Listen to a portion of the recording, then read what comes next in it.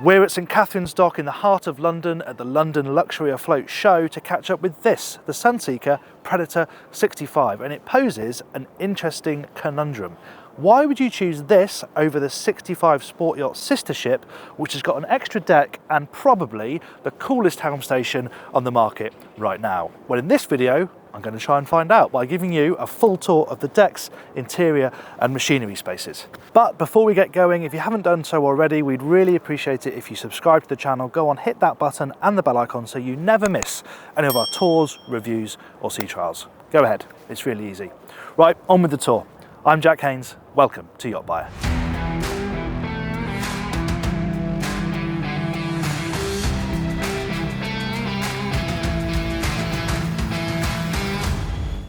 If you know the 65 Sport Yacht, this will all look and feel very familiar because it is identical. Here we have a tender garage large enough for a Williams 345 and there's space on the starboard side of that to put whatever water toys you want really. You've got paddleboard space in there, sea bobs, whatever you like. The other thing you can do is pull that out and have the beach club option where you get things like an overhead shower in the underside of this door, you have extra lighting, sound system, so you can make a bit of a beach club area down here, and feeding into that is this high-low platform. Now this has got a 450 kilogram weight capacity, so you could also have a jet ski on here as well as your tender in there. Now that's a lot of weight at the back of the boat, but you could do that if you wanted to. I imagine most people will like the idea of chucking all the toys away, keeping this area nice and clear so you can just enjoy it out on the water. And another really cool feature about this boat, and again it's shared with the Sport Yacht, is this detailing down here.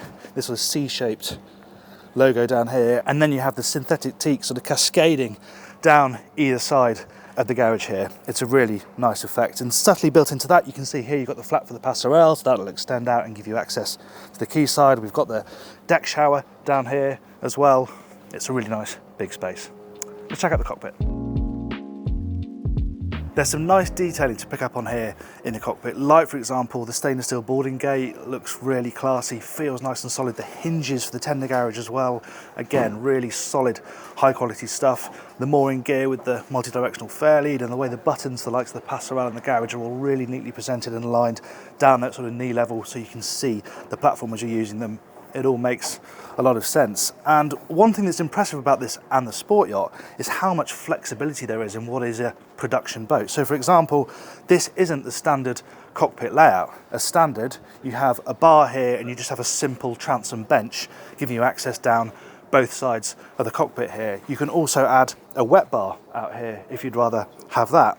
This option, as you can see, gives you a lot more seating. So you've got this big wrap all the way around the port side, this huge solid teak table, absolutely lovely thing. Gives you a really good big socialising space out here, which you may want if you haven't got the sportsbridge version of this boat. Of course, the compromise is that you no longer have clear access to the port side deck. On the standard version, you can get down to the port side deck as easy as you can the starboard deck.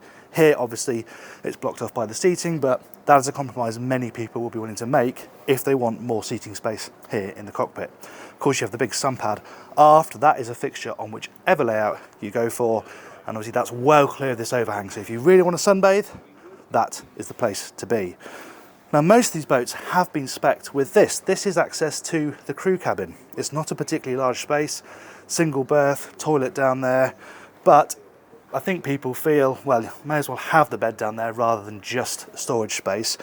You can have this as a wet bar if you prefer, with a fridge inside it, and then have access to the void down below as a deck hatch, but actually this access makes sense, and you can still use it as a storage space even if it's decked out as a crew cabin. Other thing to mention, this is an option, but you have a second control for the joystick here. So obviously there's only one helm on this boat. Inside, we're going to have a look at that later on. There's a great view inside there, but if you're berthing stern to, this is the place you're going to want to be. You've got your IPS joystick, bow thruster control, all here with a great view aft. We'll head starboard down the side deck, pointing out the fact that you've got a boarding gate here, so if you're side to a high key, you've got an easy way to get on and off without having to go down to the bathing platform. Nice wide side deck, and you begin to appreciate the size of the glazed area in this wheelhouse. And I'm 6 foot, and you can see how tall these windows are. From my feet up to my head is just all glass. It's a massive glass area on this boat, plus the sunroof, which I get a really good look at when we go inside. Foredeck layout. Again, probably even more important space here than it is on the 65 Sport Yacht, because again, you've lost that living space up top. It's a nice space. You've got to step over these coamings. They're really a bit of a sliding line just to keep that nice clean line from bow to stern. So they're a little bit of a pain, you have to step over them, but it's not the end of the world. And you have a nice sun pad here with backrest that you can lift up to make it a bit more comfortable. Then you've got the big daybed style sofa in front of the windscreen. Behind that, there's a couple of nice deep storage bins, perfect for chucking the covers in for this area. You've got a charger up here for a mobile phone, tablet, cup holders, sound system. You've got slotting as well for poles and a canopy, so you can really make this into a nice, comfortable area to use during the day. It's a working area, though, of course, as well. You've got your cleats up here, mooring gear, windlass, anchor, etc., and then a nice deep anchor locker that's segregated so you can separate your lines and your fenders from the anchor chain. So it's a very stylish boat, but it's also very well thought out from a practical sense. This will likely be an owner-run boat, so that sort of stuff is very important. Right, let's head inside. Moving inside then, one of the key features in this area is this drop-down window. We've got it down at the moment. It's painfully slow to go up and down, but it does drop down into this section here, and that's what really opens up this space to the cockpit. The doors slide over in 3 parts, and you have this nice open feel. You probably get a better effect if you've got the bar here, and you've got a couple of bar stools that face into the boat, so then you really do get that bar feel.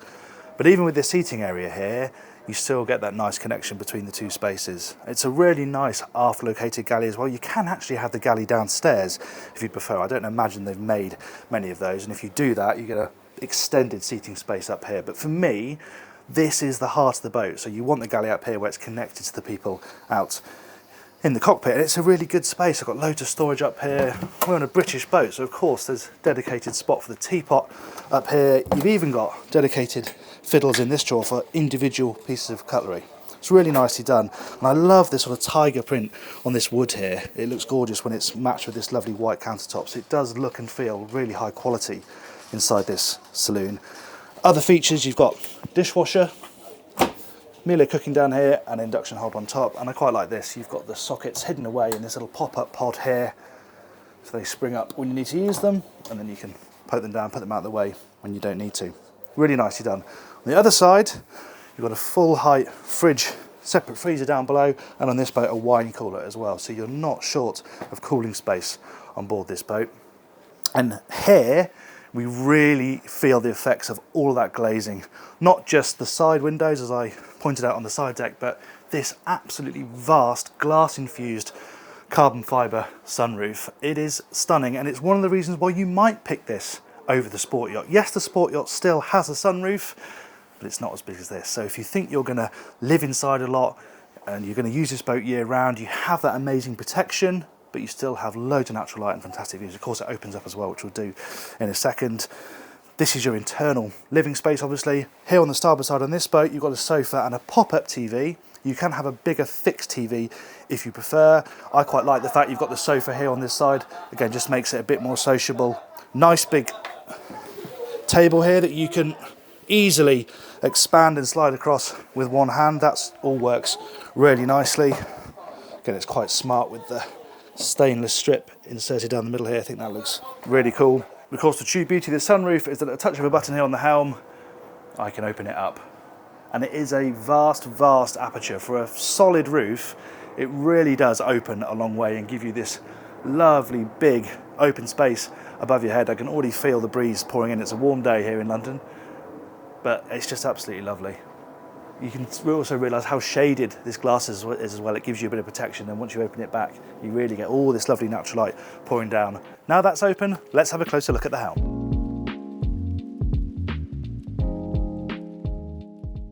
Now, it may not be quite as cool as the upper helm of its sister ship, the 65 Sport Yacht, but it shares the same lower helm design and that's a good thing because it's a really good looking but functional dashboard. I love this mix of carbon fibre weave here on the flat of the dash, and then you've got the wooden insert that matches the timber elsewhere in the saloon here between the air vent and the dials. And these dials, these are all part of the CMate system.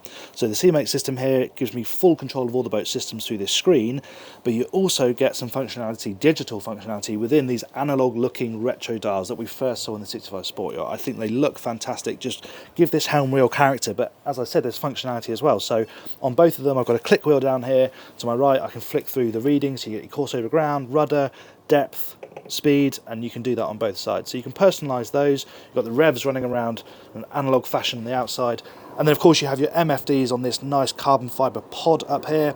They're obviously touchscreen, but they are a fair way away from me here in the seat, but I've got another remote panel down here so I can control them from my seat really easily. I've also got a multifunction steering wheel, and this is a new design, so you haven't got the buttons around the hub like we've seen on some previous multifunction steering wheels. They're sort of behind, almost like the gearbox paddles on a car, but these also control the nav screen. So again, I've got lots of ways of controlling all this digital functionality from within my seat. I don't have to move away to use all of this stuff. There's little things as well, like I've got a nice wireless charging pad down here for my phone. It's got a lip on it so it can't slide out.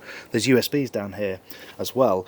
There's a charging mount for an iPad down here which controls the sound system, so that slots in there, it charges while it's in there, and there's a couple of cup holders down there as well. And it's a really comfortable position. These seats are fantastic, really supportive. I've got a footrest just where I need it. All of the major controls fall to hand really easily. The throttle's right under my arm, as the joystick. This is an IPS boat, of course. I've also got bow thruster controls here as well.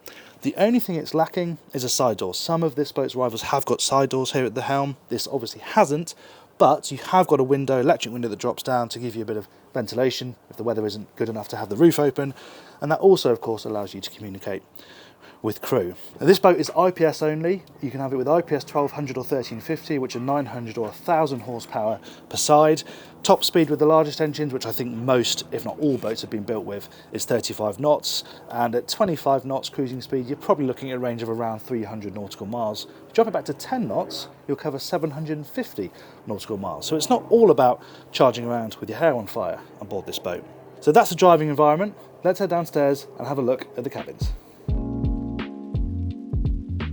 So there are a few different out options down here on the lower deck, but whatever you do, this VIP forward in the bow stays the same, and it's a really impressive space. First of all, it's spacious. There's plenty of headroom above my head here. There's a nice amount of floor space, and the detailing as throughout this interior is really lovely. I like the way they've worked in the storage on both sides. You've got these leather trays on either side with fiddles, so you can put loose items in there. They're not going to roll around, and within those you've got induction charging for a mobile phone just where you want it, right next to the bed. I've got a couple of windows on either side with opening ports so you can get some natural ventilation in here. There's also a hatch overhead, which is an escape hatch, but will again bring you in natural light when the cushions aren't on there, and some natural ventilation. They've even worked in a nice bureau here with a big mirror so you can get ready nice and easily with this space at the end of the bed. And the other thing to point out, storage is really good. Nice big hang locker here to starboard. I've got a TV here on the bulkhead, which is a really good size. And then here on the port side, something that's really nice about this space is what a large private ensuite it has. It's a lovely size, nice big separate shower cubicle, loads of storage, and again, beautifully finished. But it is totally private because yes, there is another cabin down here. There's another guest cabin. You've got a twin here on the starboard side, but you can actually have an infill to make this into a double. Again, it's got a hull window, natural ventilation, nice big storage area. But there's a day head here on the port side, which is quite a nice touch for a boat of this size to have a separate day head. There's no shower, but really the star of the show down here is what we find amidships. And this particular boat has got what they rather brilliantly call the Grand Master, this extended master owner's suite with this lovely studio slash study here. It's a really, really lovely space. Again, beautifully executed, but it also gives you really useful extra living space. Loads more storage up here. Obviously, you've got your desk with this stool that pivots out that you can sit at the desk with. On this side, this boat's only got a washer dryer in here, but you can have a fridge here if you prefer. Now, if you want extra sleeping space on board this boat, you can lose this area entirely and put some twin bunks in here. Obviously, you can see there's a natural bulkhead here where the door would go into the owner's suite. So you can have extra sleeping space if you want it, or you can have it as more of a utility space. This is an office, there's a utility area, it's a bit more functional if you want it, but this, unsurprisingly, is a really popular layout. And then we're into the cabin proper. Full beam, obviously, plenty of headroom, completely flat floor. From the moment you're down the steps into that study area, it's all flat floor. There's no obstructions. Works really well. You've got storage over on this side. On the other side, you can have what this boat's got, which is a breakfast dinette, or you can have more of a bureau where you have a bit more table and you have a sort of lift up lid, so you have a mirror in there and somewhere to do makeup. Again, lovely detailing. It's absolutely everywhere. I've got my leather trays. Again, these lovely lamps here with the downlighters. This motif is mirrored in the VIP. Again, there's just intrigue wherever you look. It's working really hard and it does feel very, very high end. Enormous TV on the bulkhead opposite, and then to the right of that you have access into another private ensuite, again with a separate shower cubicle. The accommodation on this boat is really, really impressive. The last thing to look at then is the engine room.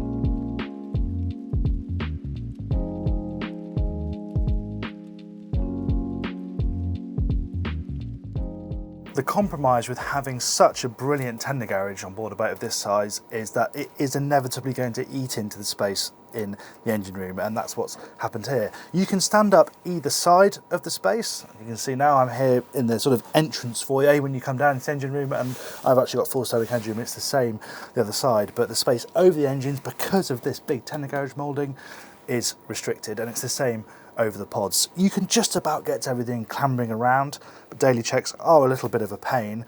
You need to do more major servicing work. I imagine the floor of the tender garage will come out to give the engineer the best access possible to the engines. That aside, you have got good access to the other major ancillaries. So the generator is sited forward up here above the Seakeeper. The Seakeeper's an option, but you have that, this is where it fits, and those are both nice and easy to get to. So as I said, there are compromises, but actually, given the style of the boat, it's not all that surprising. Why would you have this over the Sport Yacht 65 then? Well, if you really don't think you're going to use the flybridge, of course, this boat makes a lot of sense. If you want to keep everybody on the same deck, that idea of single deck living, then this version delivers that. And of course, that sunroof just transforms the interior and makes it incredibly usable all year round. So it made sense for Sunseeker. It doesn't cost them much. They've got all the tooling, all the production. Why not produce two pretty different versions of the same format? But let me know which one you'd go for. I'm going to pin a comment. Let me know there whether you'd go for this or the Sport Yacht version. I hope you enjoyed this video. If you did, please give it a like and remember to subscribe to the channel. You can do that by clicking up here. If you want to watch more Sunseeker reviews, then click up here. Thanks for watching.